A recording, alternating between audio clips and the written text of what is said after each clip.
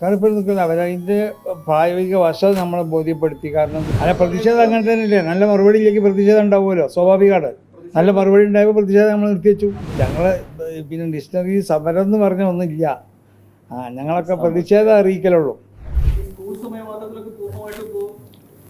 അല്ല, അത് മന്ത്രി നമ്മൾക്ക് ഓരോരുത്തർ ഉറപ്പ് പറഞ്ഞാൽ അത് വിശ്വസിക്കലാണ് നമ്മളെ പണി. സർക്കാർ ഇപ്പോൾ നിൽക്കില്ല, അവരതിൻ്റെ പ്രായോഗിക വശം നമ്മളെ ബോധ്യപ്പെടുത്തി. കാരണം ഇത് പിന്നെ കോർട്ടിൽ നിന്നുള്ള വിധികളാണ്, അതിൽ നിന്നുള്ള പ്രത്യേക ഭാഗത്തുനിന്ന് കമ്മീഷൻ്റെ തീരുമാനമാണ് എന്നൊക്കെ പറഞ്ഞു. ഞാൻ അടുത്ത വർഷം ആദ്യം തന്നെ നമുക്കിതിനെ പറ്റി കൂടി ആലോചിച്ച് വളരെ ചെയ്യാമെന്ന് പറഞ്ഞിട്ടുണ്ട്. അല്ല, പ്രതിഷേധം അങ്ങനെ തന്നെയല്ലേ, നല്ല മറുപടിയിലേക്ക് പ്രതിഷേധം ഉണ്ടാവുമല്ലോ, സ്വാഭാവികമാണ്. നല്ല മറുപടി ഉണ്ടായപ്പോൾ പ്രതിഷേധം നമ്മൾ നിർത്തിവെച്ചു. ഞങ്ങൾക്കത് അറിയില്ല, അതുകൊണ്ടാണ് നമ്മൾ പ്രതിഷേധം അറിയിക്കുന്നത്. പിന്നെ അവർ നമ്മൾ വിശദീകരിച്ച് തന്നു, കോടതി ഇതിൻ്റെ അടിസ്ഥാനത്തിലാണ് അതൊക്കെ നമ്മളോട് പറഞ്ഞ് മനസ്സിലാവും. പിന്നെ അടുത്ത വർഷം വേണ്ടതുപോലെ ചെയ്യാമെന്ന് പറഞ്ഞല്ലോ. പിന്നെ ഒരാളൊരു വാക്ക് പറഞ്ഞാൽ അത് അനുസരിക്കുക, അല്ല അത് സ്വീകരിക്കല്ലേ നമ്മൾ ചെയ്യേണ്ടത്, അത് പാലിക്കപ്പെടുന്നല്ലേ നമ്മൾ മനസ്സിലാക്കണം.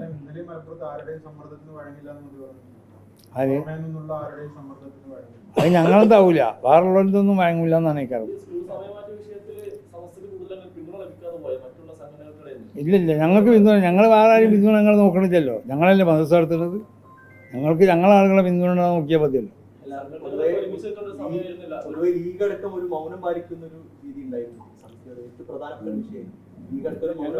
ഞങ്ങൾ നോക്കുന്ന ഞങ്ങളുടെ മദ്രസകളെയാണ്.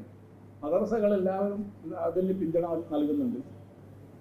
മദ്രസകളും മദ്രസൻ്റെ മാനേജ്മെൻറ്റും ഒക്കെ അതിന് അനുകൂലമാണ്. പിന്നെ വേറെ ആരെങ്കിലും പിന്തുണയ്ക്കണമെങ്കിൽ നോക്കിയിട്ടല്ല ഞങ്ങളൊന്നിനും ഒരു ഞങ്ങളെ പിന്നെ ഡിക്ഷണറി സമരം എന്ന് പറഞ്ഞ ഒന്നുമില്ല. ഞങ്ങളൊക്കെ പ്രതിഷേധം അറിയിക്കലുള്ളൂ. ആ അറിയിക്കലിന് ഞങ്ങൾ സമസ്തക്ക് സമരം എന്ന് പറഞ്ഞ ഒന്നുമില്ല. അങ്ങനെയൊന്നും സമസ്ത അതിന് മുതിരാറില്ല, അങ്ങനത്തെ ഒന്നും ചെയ്യാറില്ല. പിന്നെ സമരം എന്നൊക്കെ പറഞ്ഞ് പത്രക്കാരും മാധ്യമക്കാരൊക്കെ ഇതാണ്.